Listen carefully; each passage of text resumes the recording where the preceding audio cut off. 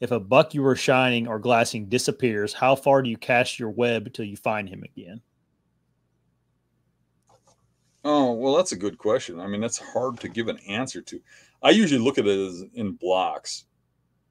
So, as far as I think that deer can get, now, I mean, if it's vast woodland that goes forever, it's kind of hard to make that assumption. Um, but I mean, if you're starting to cross roads and all that kind of stuff, Yeah.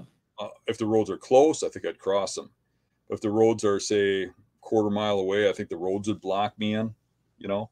Um, but basically, what I do is I go from the spot where I had the confrontation from, or the confrontations where I've seen Yeah. him, and I kind of go from the center there out, and I just trying to look for the where he could be hiding, where he could be, and I look at it like I'm hunting a person. I know it sounds weird, but I try to give them an intelligence. They don't really have one, but they have Yeah. with the way they smell and stuff, they have a knack for doing it as if they had an intelligence. They hide. So I look for hiding spots that have the ingredients that a deer needs to survive for a bedding area. And it's almost like if you're playing army, you know, and somebody's hunting you down, and you look at that wood lot, and you say, where would I hide where none of these guys would look for me? And that's where you find those bucks when they're in, you know, in those areas a lot of the time. So I would just scour through that area around there and find as much of that as I can, you know, and just keep expanding that radius until I figure I'm not on them no more, or I'm not seeing them or whatever.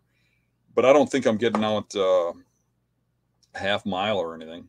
I mean, I just had a conversation with somebody on online. It was either this morning or yesterday or something. But he was telling me he's got this big buck he really wants to kill.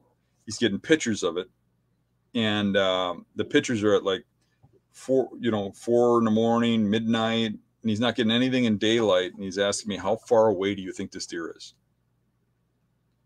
And my response is, it could be a mile, it could be right there, but my general instinct is to believe it's right there under your nose someplace.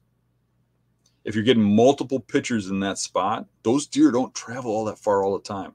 You get one picture of them coming through, he could be coming from anywhere, especially towards rut. Yeah. But throughout the season, you're getting pictures in one area. I mean, I'm thinking about the bucks that I've shot, the real big ones that live out in these marshes and swamps and stuff.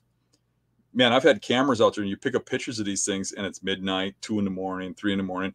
You're not seeing any daylight movement until you get into that core area of about 5 or 10 acres. Yeah. In a lot of cases. I mean, every deer is different, but in a lot of cases, those deer are just living right there, and you don't know it. It's just a matter of finding the spot. Yeah. Yep. Yep. And I mean, I don't know.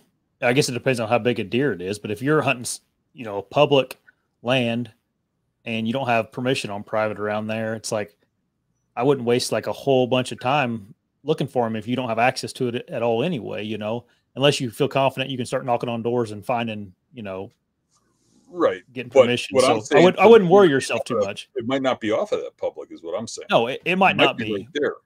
Yeah. You just have to, and then too, I mean, I'll hunt down an area, I don't find that buck. I mean, because usually I could take a pretty big area. I could take 40 acres and hunt that in 2 or 3 hunts and know if that buck's there.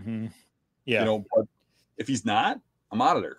Yeah. Unless it's some super giant freak where I have to spend some time at it. And then my odds are going way down, because when I hunt those core areas, I either run across him or he's not where I could kill him. Yeah. And I guess that's what I meant. Is like, he's either there or he's gone. Like, don't sit there in that 50 acres and hunt it 47 times all summer because you shined a deer in the middle of the summer and you haven't seen him since. You know, he might be there, but I don't know. If you've hunted him a couple times, it's like, well, better go find a new one. You know. If you want to watch another video, click right here.